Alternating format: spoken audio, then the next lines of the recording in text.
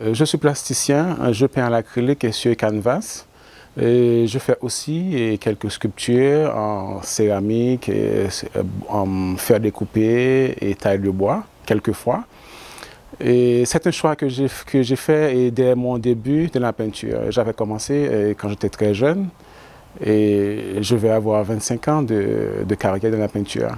Le choix que j'ai fait pour mon œuvre dans le cadre de cette résidence, c'est que je voulais montrer ce que l'esclavage nous a légué.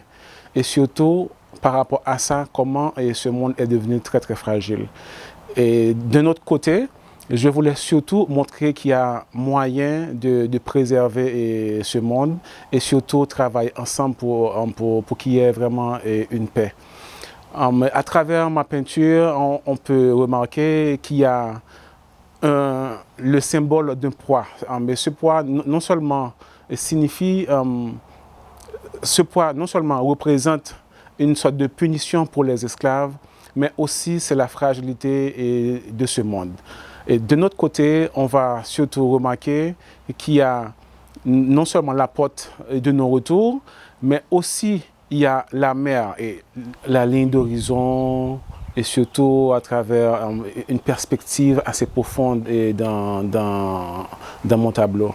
Et cela signifie que on peut prendre des décisions pour se diriger vers un monde meilleur. Mais cette décision, il faut la prendre maintenant, il faut la prendre avec sérénité surtout. On peut prendre un exemple, et là maintenant, avec ce fameux projet de Anneau de la mémoire, on est plusieurs pays de continents différents à pouvoir travailler sur ce projet. C'est-à-dire, il y a moyen de faire quelque chose. On ne va pas regarder en arrière pour reproduire les mêmes choses, mais plutôt afin qu'on puisse mieux comprendre comment on doit avancer, de mieux se positionner par rapport avec ce que nous avons ici. Je dis toujours qu'il y a une forme d'esclavage encore dans le monde. Et principalement, lorsqu'on regarde, il y a encore de la discrimination, il y a encore de la domesticité sous une forme ou une autre. On voit que ça existe toujours. Je veux surtout souligner le fait que dans ce monde, on est tous frères et sœurs. Et pour moi, quelque part, il n'y a vraiment pas de limite. On a défini notre propre limite par rapport aux puissances et par rapport à l'économie, par rapport aux moyens que nous avons. Mais c'est comme un village global.